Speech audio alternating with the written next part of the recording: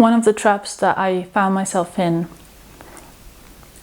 whilst trying to heal my trauma and become a better person, better version of myself, is constantly feeling like I'm not there yet and that I should be further along than I am. Kind of like, why am I still struggling with this thing? I've done so much work on this. Why is this still a problem? Why is this still triggering me? I thought I've resolved that. I've read so many books about this. I've done so many therapy sessions on this, and I'm still here.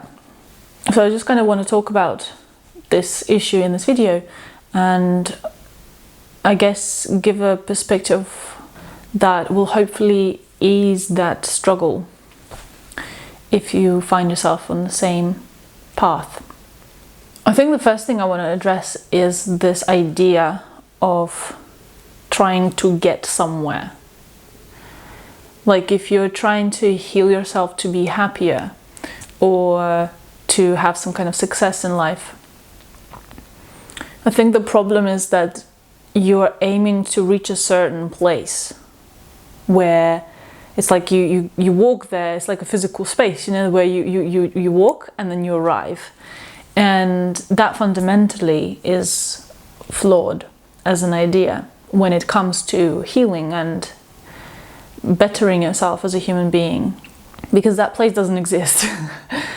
The reason it's so hard for people to come to terms with this is because I think in our modern world we're constantly told that that is achievable through fake images on social media, through messaging that tells us that we're somehow not enough and that there's constantly something else out there. That if we just work hard enough and long enough, we'll get there. So I think that's kind of something to really sit and journal about and really deeply think about, because you need to dismantle this idea in your mind that there's a place you're going to when it comes to healing.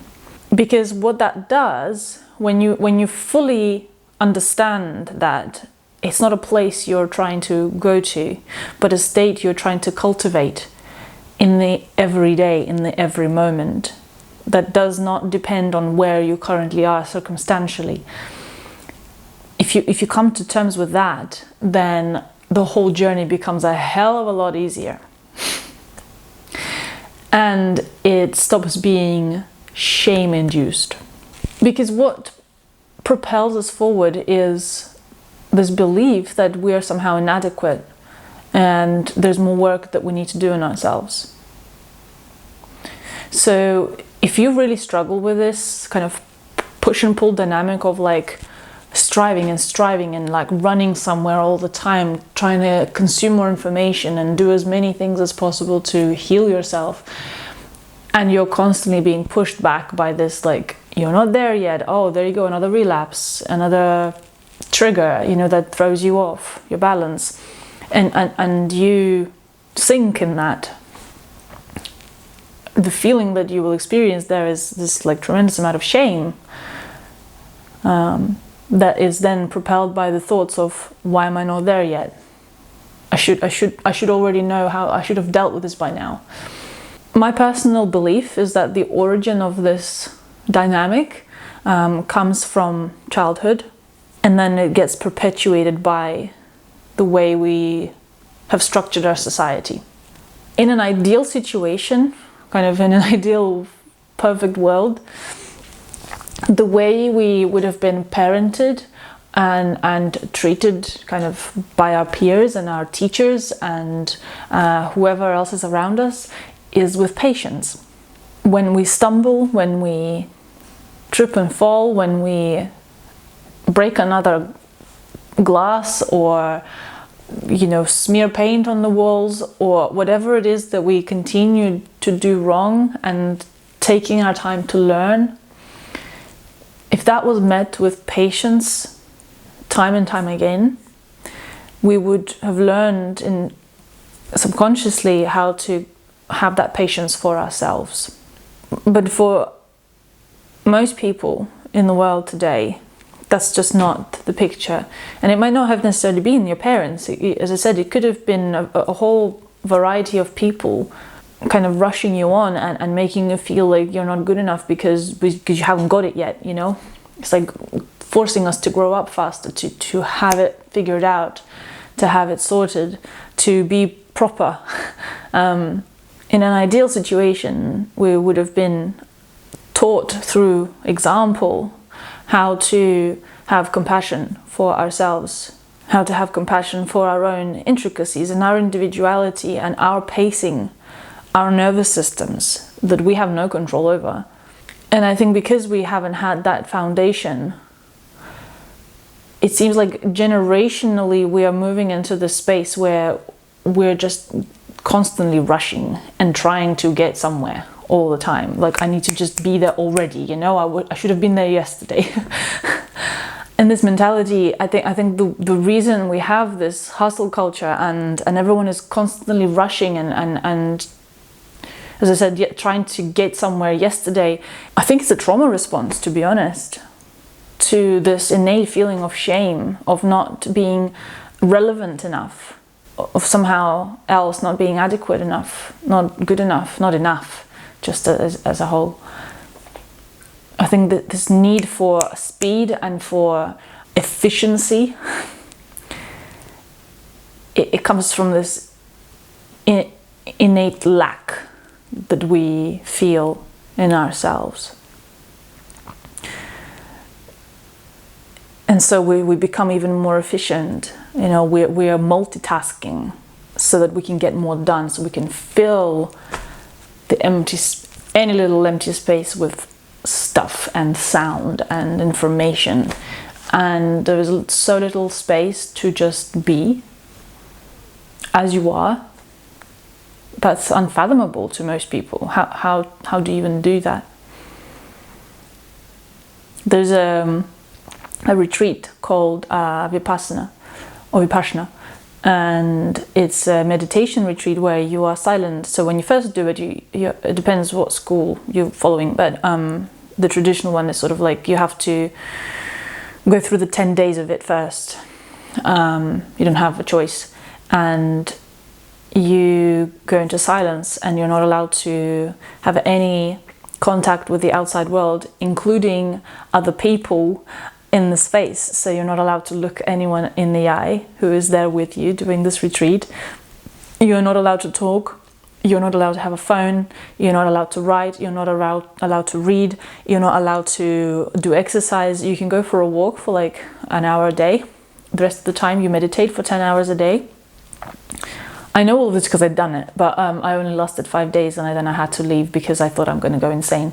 The idea of having to sit with your experience and do nothing but that for at least 10 hours a day, and you have no distraction, like zero distraction from it, it did drive me almost insane. And I don't think that it's possible even for one day for most people.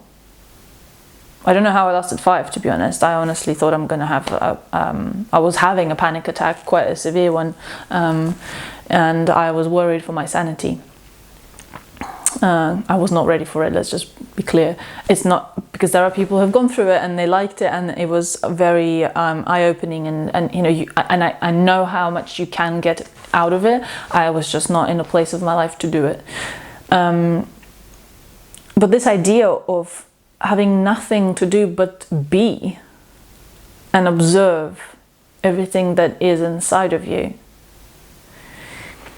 was intense, and we are so far from that as a whole society. It's quite scary, actually. I think we are way too far on the other end of the spectrum that is unhealthy. And because of the culture that we've created based on this rushing, like what are we rushing to die? Like, we're rushing towards death. Like, I mean, you know, the second we're born, we're dying. Why are we trying to speed it up? Why are we not taking every day fully in, bit by bit by bit, like really breathing in every moment, every little activity that we do? I'm not saying that that's a realistic thing to do 24/7, but I feel like if we had that as an intention, all of us together, we would have much more fulfilling lives and existence, not only in our own individual lives, but as communities. The point I guess I'm trying to make is that the process of healing that part of you is almost like reparenting yourself. Like the job that the adults or the people around you had to do when you were a child, you kind of need to do that yourself now, for yourself. So whenever you slip, metaphorically or literally, instead of saying I should have known how not to slip, you just pat yourself and say, that's okay that we slipped. What happened there? And let's feel it. Let's feel how upsetting it is that we slipped. And it hurts. That will get you to wherever there is so much quicker. That place there that you're trying to get to, whether that's peace, contentment, happiness, success of some sort, it's much closer, much closer than you think it is, because it's available to you every single time that you slip and fall or trip or get triggered or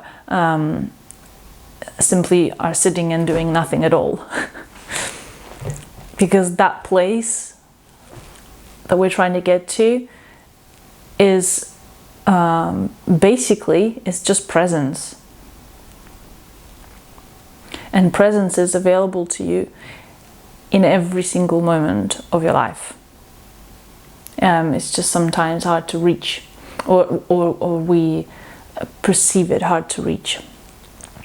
Or the trauma that we carry makes it difficult to reach. But it's there, it's there. There's nowhere to go to get it.